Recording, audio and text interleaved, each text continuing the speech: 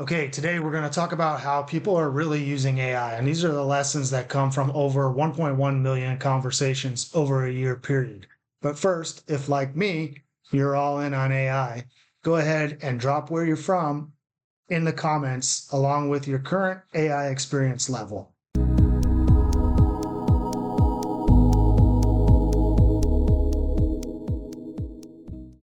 For what feels like forever now, it's all been all AI all the time, right?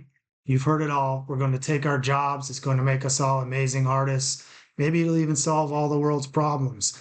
This speculation has just been absolutely endless. And that's really the big question that's been hanging in the air. We've been told over and over and over that this is a revolution, something as big as the internet itself.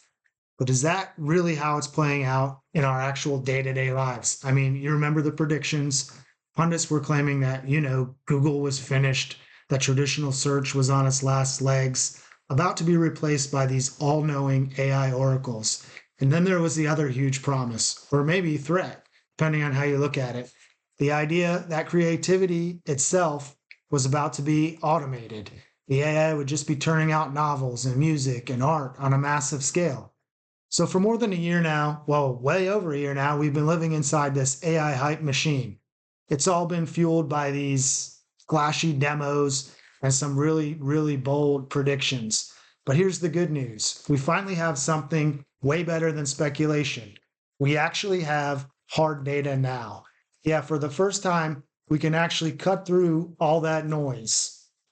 And then all the hype that you would believe it. Boom, there it is. Forget the robot overlords and the wild sci-fi stuff. Two categories just completely dominate everything else. Practical guidance and writing. What's so wild is just how much these totally normal, everyday tasks dwarf everything we thought we'd be using AI for. Just think about that for a second.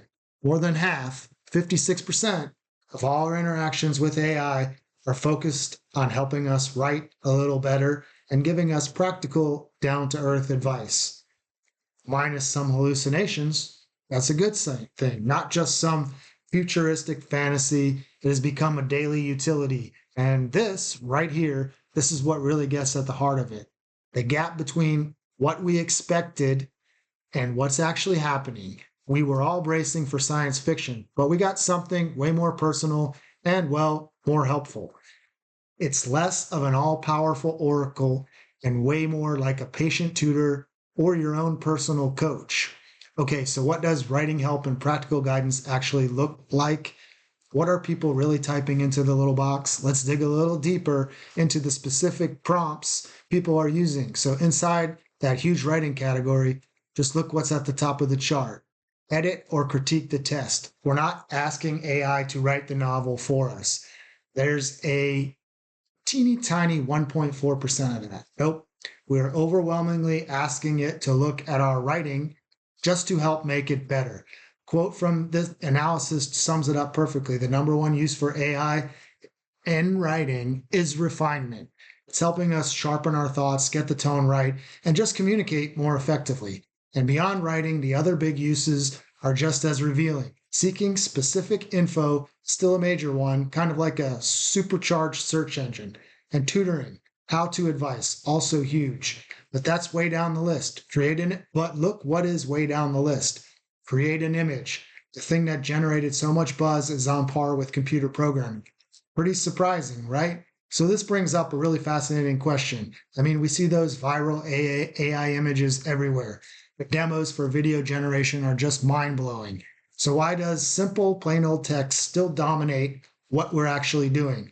Well, the answer seems to come down to four main hurdles. There's friction. It's just way easier to ask for an edit than for a complex visual. Second is the need. Most of us need to write something every day. We don't need a brand new piece of art. The third is trust, especially for professional work. And finally, workflow. Text AI just slots into how we already work. So when you put all this data together, a new powerful idea starts to emerge. It seems we're not just using AI as a tool to do things for us, we're actually using AI as a partner to help us think things through. And all this points to this new kind of unexpected role that AI has started playing in our lives, and that's the role of thought partner. It's become a sounding board, an explainer, a refiner of our own ideas. It's a tool for augmenting our own thinking, not automating it away.